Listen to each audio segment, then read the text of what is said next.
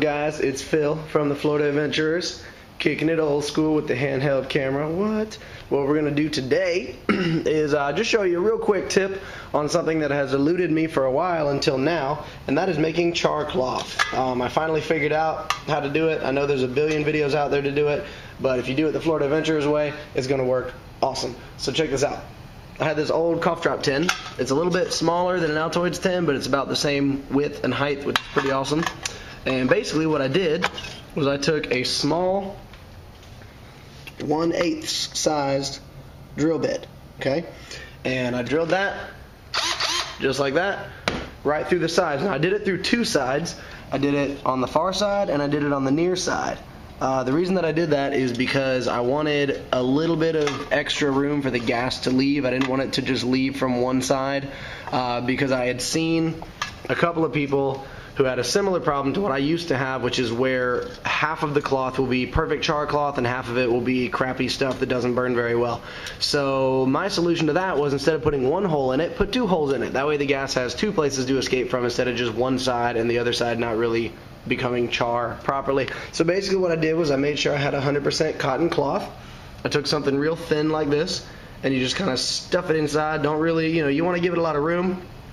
You also don't want a cloth that has closely woven fibers, because that doesn't tend to lend itself to making very good char cloth. You want to have much more surface area, and a loose, low count cloth like this one, you can see on this one there's a lot of room between the threads, and that's going to give it a lot more surface area to actually burn.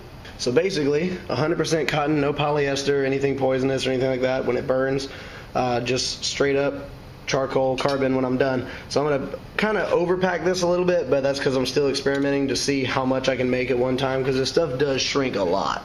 So I'm going to close this up and we're going to go see how my coal bed is going. So come on out here. Alright, so I've got a pretty good fire going right here, and as this burns down, I'm going to go ahead and use the coal bed to make the char cloth. Pretty hot right now, and instead of putting the cloth directly on it, because I don't want it to have too much heat, I'm going to wait just a little bit and I'm going to put the cloth on it when it's down to a coal bed. So I'm going to let this burn off a little bit and I will update when I put it on the coal. Alright, so apparently there was an old Microsoft Office DVD that was getting thrown out that accidentally made its way into that box of frames. But I'm going to let that kill the environment over there, unfortunately. Sorry, Mother Earth. And in the meantime, all of my wood is still smoldering here, so I'm going to go ahead and set this, boom, right there on top. And if you watch it really closely, you can actually see the smoke and the gases escaping from the holes in the sides. But there's a lot of other smoke going on right now, so I'm going to let that little pile burn off and then come back and check on these coals, see if they're still hot, and see how my char cloth is going. Typically give it about 15 to 45 minutes, depending on what type of cotton material you used and exactly how hot your fire or your coal bed is and how much material you're using. There you go. I don't know if you can see it, but I can see it. It is smoking out of the holes, little wisps of white smoke coming out either side. I think it's a little more on this side right now. Yeah, some little flames shooting out of there, which is good. That means that those gases that are in there are burning off and the char cloth is staying. So I'm gonna let that go for about 10 to 15 minutes and we'll see if my char cloth worked. Alright, so we have reached the 15-minute mark and I just pulled this bad boy off the fire. It's still incredibly hot. So I'm going to wait just long enough for it to cool down for me to open it and see if my char cloth turned out. Alright, so it has cooled sufficiently and I can touch it and open it. Boom, check it out. So all that cloth I put in there kind of shrank down to this. So I can pull these individual ones apart and have a couple pieces of char cloth. So this is pretty awesome. I'm glad that it worked in the first 15 minutes because I actually went out to my compost heap to get some dirt, and there was a huge full-grown adult water moccasin out there. So you guys are about to get a twofer. This is going to be pretty awesome for you guys because I'm going to show you how to build a snake trap. So let's go do that.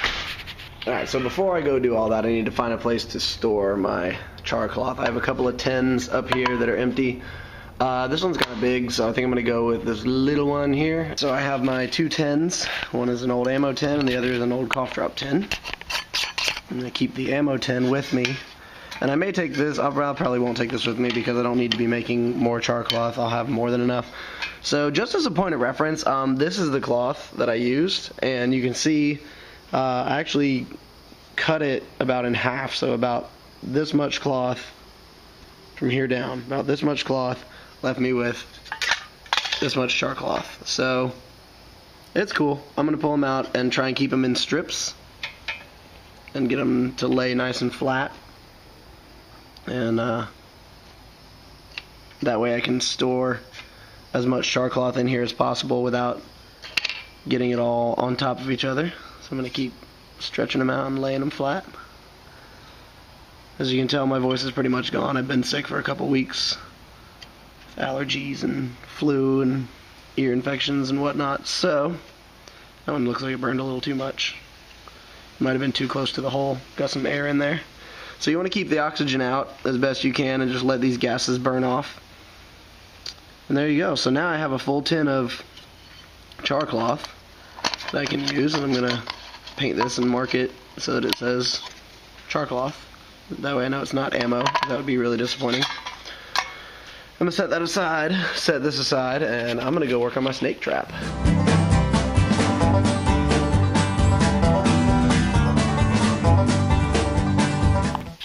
Well, it is finally done. I have my trap built.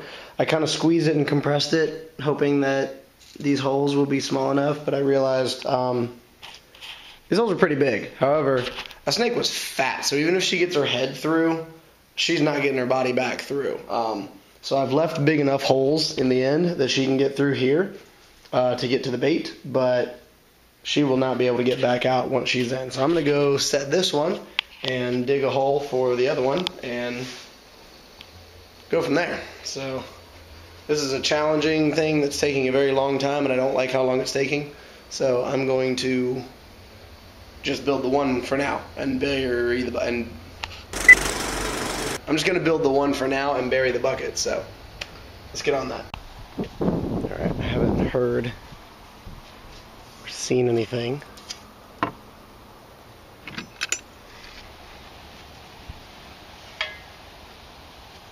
Last time all I had to do was open that gate and she took off. I also don't want to step on her, so I'm going to go ahead and scare her if she is here. I don't see her.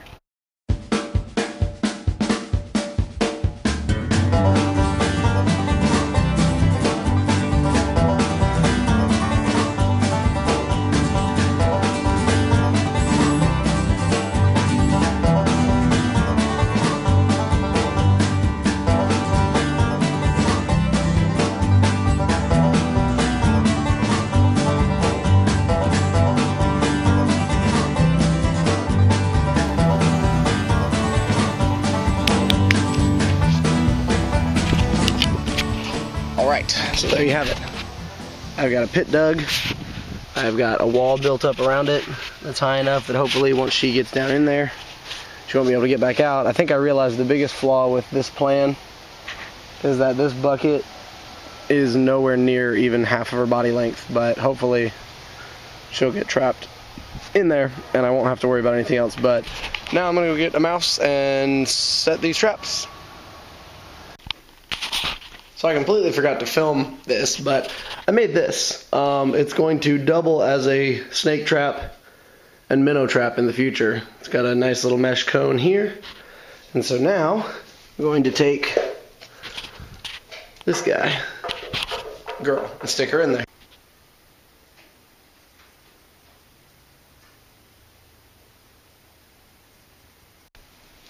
Alright, so she has been stuck inside. Hopefully she will not figure out how to get out of this cone, but we shall see. So let's go place this trap out there. Alright, so here we go. I lost all my light while I was working on this stuff.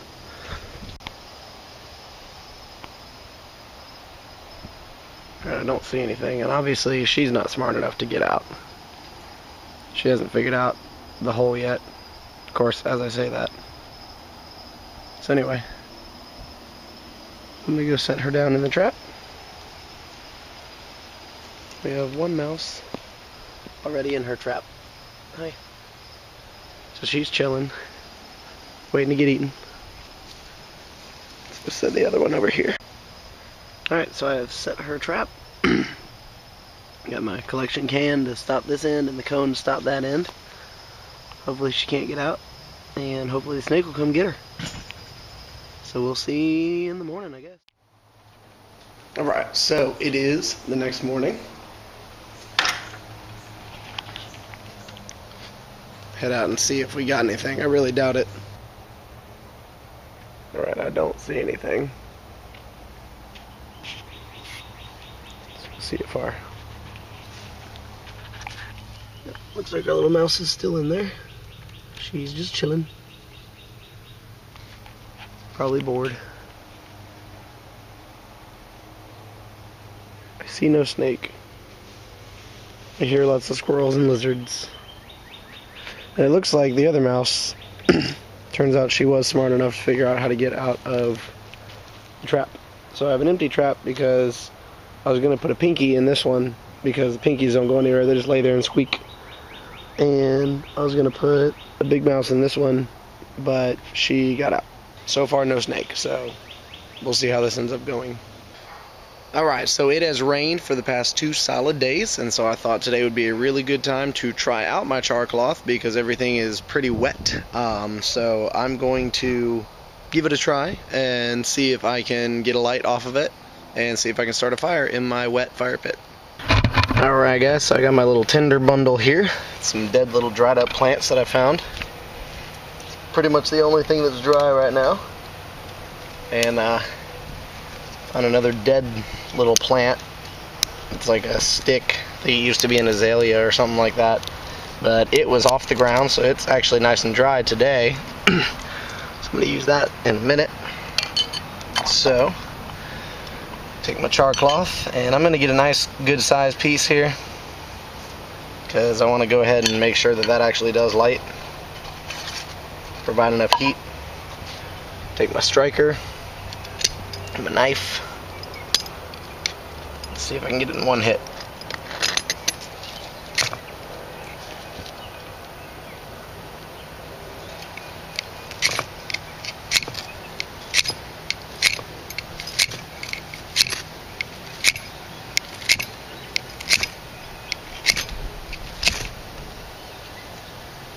Got it.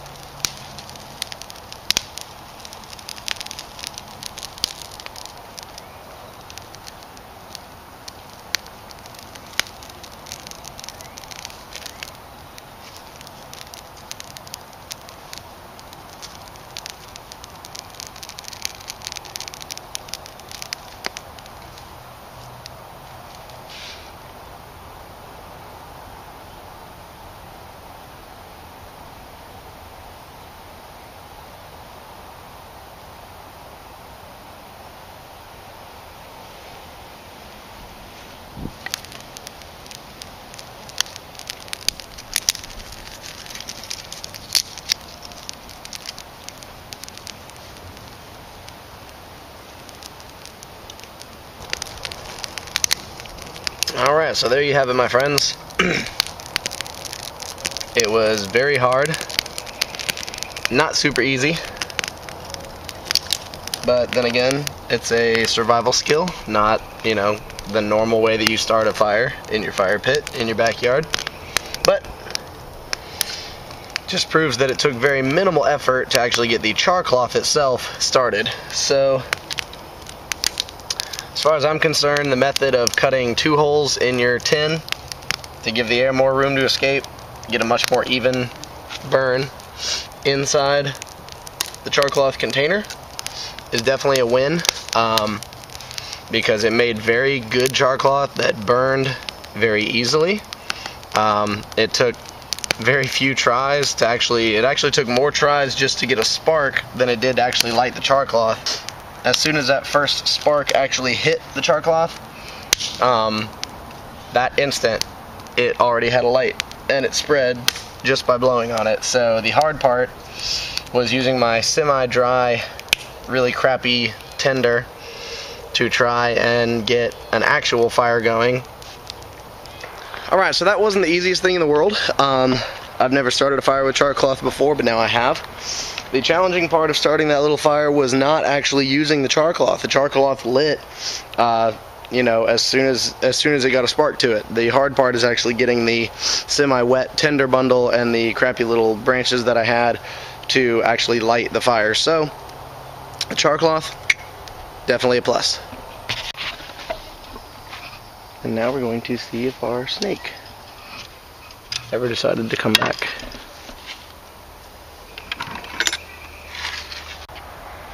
Alright, so we did not wind up with a snake at all. I was going to put some mothballs down and hopefully she will go away. So, with no snake being captured in any of these snake traps, I'm going to go ahead and clean them up, take them back inside, and hope that I never have to use them again around my own property, but we shall see. This one is actually going to double as a minnow trap, and you will see that on our next trip video. Come on, D. Boy. So, that is it. Hope you learned something. No, I did. Alright, so hopefully you liked what you saw in this quick tip twofer. Pretty easy way, and one of the best ways, or the only way that I've found to make Charcloth that actually does burn really well. You just have to know what you're doing once you get the Charcloth lit to actually get your embers going, and that part can be kind of hard. But as far as making the Charcloth, do exactly what I told you earlier. You saw how I built the snake traps. Those are pretty awesome, and I'm pretty sure they would have worked if there were any snakes around. So I hope you enjoyed this Florida Adventurers quick tip. Didn't realize it was going to be a twofer, but there you go. Didn't cost you any extra.